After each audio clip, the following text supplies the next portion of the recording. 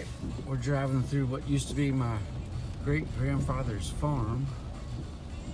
And right straight up ahead is my great-grandfather's barn.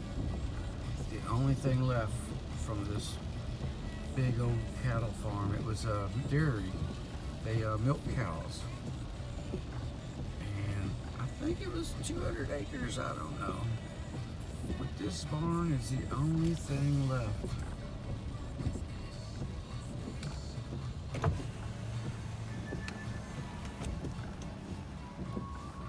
So that barn was my great-grandfather's, and that house, that yellow house up there, was my great-grandfather's.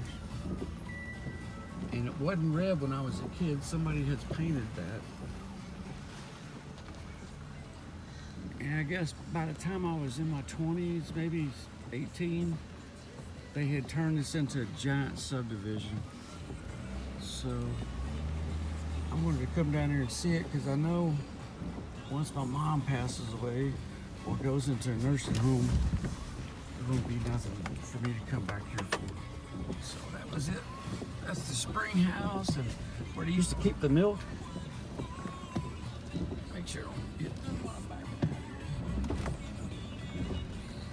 here.